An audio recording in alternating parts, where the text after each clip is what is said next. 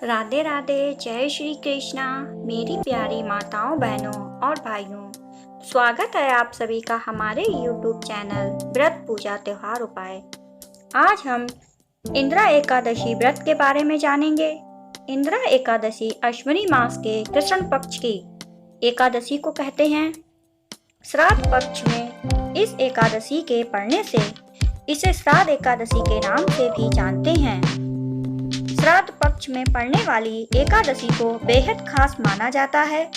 हिंदू शास्त्रों के अनुसार अश्विनी मास के कृष्ण पक्ष की एकादशी को इंद्रा एकादशी व्रत रखा जाता है। यदि अब तक आपने हमारे YouTube चैनल को सब्सक्राइब नहीं किया है तो जरूर कर लें और बेल आइकन को दबाना ना भूलें, जिससे मेरी आने वाली सभी वीडियो समय पर आप तक पहुंचती रहें। वीडियो को लाइक कर दें और वीडियो को ज़्यादा से ज़्यादा शेयर करें। इस साल इंद्रा एकादशी व्रत 21 सितंबर दिन बुधवार 2022 को है।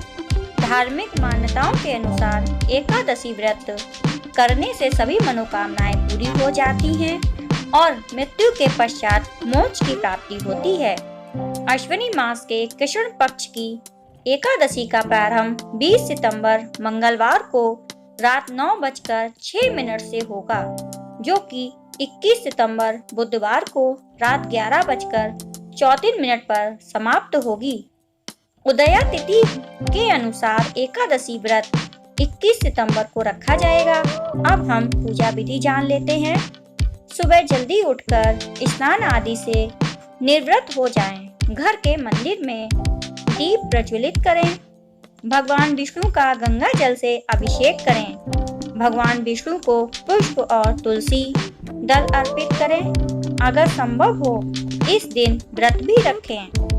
भगवान को भोग लगाएं। इस बात का विशेष ध्यान रखें कि भगवान को सिर्फ सात्विक चीजों का भोग लगाएं। भगवान विष्णु के भोग में तुलसी को जरूर शामिल करें। ऐसा माना जाता है कि बिना तुलसी के भगवान विष्णु भोग ग्रहण नहीं करते हैं। इस पावन दिन भगवान विष्णु के साथ माता लक्ष्मी की भी पूजा करें, जिससे भगवान विष्णु के साथ साथ माता लक्ष्मी का भी आशीर्वाद प्राप्त हो।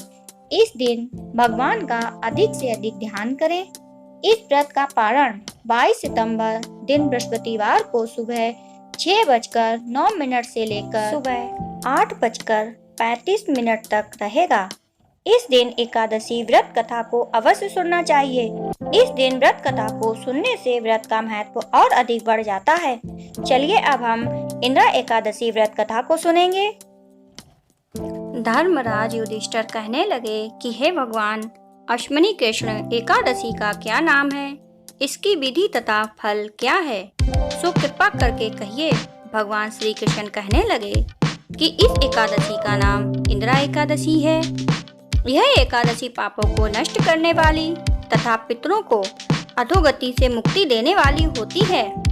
हे राजन, ध्यान पूर्वक इसकी कथा सुनो। इसके सुनने मात्र से ही वह पेय का फल मिलता है।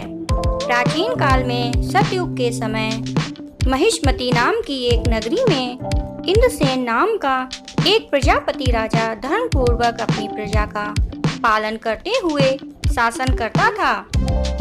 वह राजा पुत्र पौत्र और धन आदि से संपन्न और विष्णु का परम भक्त था। एक दिन जब राजा सुख पूर्वक अपनी सभा में बैठा था तो आकाश मार्ग से महर्षि नारद उतरकर उनकी सभा में आए। राजा ने उन्हें देखते ही हाथ जोड़कर खड़ा हो गया और विधि पूर्वक आसन व आग्रह दिया। सुख से बैठकर मुनि ने राजा से पूछा कि हे राजन, आपके सातों अंग कुशल पूर्वक तो हैं, तुम्हारी बुद्धि धर्म में है और तुम्हारा मन विष्णु भक्ति में तो रहता है। देव ऋषि नारद की ऐसी बातें सुनकर राजा ने कहा, हे महर्षि, आपकी कृपा से मेरे राज्य में सब कुशल है तथा मेरे यहाँ यज्ञ कर्मादि सुकृत हो रहे हैं। आज कृपा करके अपने आगमन का कारण कहिए। तब ऋषि कहने लगे कि हे राजन, आप आश्चर्य देने वाले मेरे वचनों को सुनो। मैं एक समय ब्रह्मलोक से यमलोक को गया। वहां श्राद्ध पूर्वक यमराज से पूजित होकर मैंने धर्मशील और सत्यवान धर्मराज की प्रशंसा की। उसी यमराज की सभा में महान ज्ञानी और धर्मात्मा तुम्हारे पिता को एकादशी का व्रत भंग होने के कारण देखा। उन्होंने संदेश दिया, सो मैं तुम्हें कहता हूँ। उन्होंने कहा कि पूर्व जन्म में कोई विघ्न हो जाने के कारण मैं यमराज के निकट रह रहा हूँ। सो हे पुत्र, यदि तुम अश्विनी कृष्णा इंदिरा एकादशी का व्रत मेरे निर्मित करो तो मुझे स्वर्ग की प्राप्ति हो सकती है। इतना सुनकर राजा कहने लगे कि हे महर्षि, आप इस व्रत की विधि मुझसे कहिए। नारद जी कहने लगे, अश्विनी माह की कृष्ण पक्ष की दशमी के दिन प्रातः काल श्रद्धा पूर्वक स्नान आदि से निर्मित होकर तुम पुनः दोपहर को नदी आदि में जाकर स्नान करें। फिर श्रद्धा पूर्वक पितरों का श्राद्ध करें और एक बार भोजन करें। प्रातः काल होने पर एकादशी के दिन दातून आदि करके स्नान करें। फिर व्रत के नियमों को भक्ति पूर्वक ग्रहण करता हुआ प्रतिज्ञा करें कि मैं आज संपूर्ण भोगों को त्याग कर निराहार एकादशी का व्रत करूंगा। हे अच्युत्य, हे पुंडरीकाक्ष, मैं आपकी शरण में हूँ, आप मेरी रक्षा कीजिए। इस प्रकार नियम पूर्वक शालिग्राम की मूर्ति के आगे विधि पूर्वक श्राद्ध करके योग्य ब्राह्मणों को फलाहार का भोजन कराएं और दक्षिणा दें। पितरों के श्राद्ध से जो बच जाए उसको सूंघ कर गौ को दें तथा धूप, दीप, गंध, पुष्प, नौवेद आदि सब सामग्री से ऋषिकेश भगवान का पूजन करें।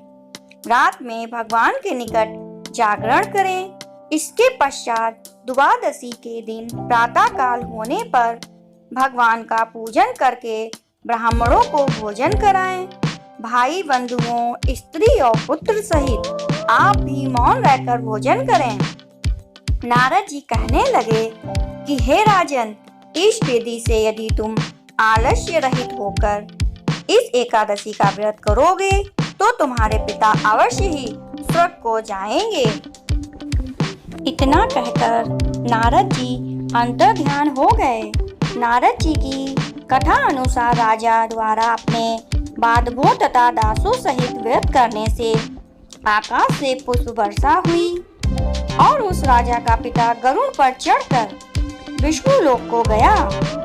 राजा इंद्रसेन भी एकादशी के व्रत के प्रभाव से निसंकट राज्य करके अंत में अपने पुत्र को सिंहासन पर बैठाकर स्वर्गलोक को गया। हे युधिष्ठिर, यह इंदिरा एकादशी के व्रत का महत्व मैंने तुमसे कहा।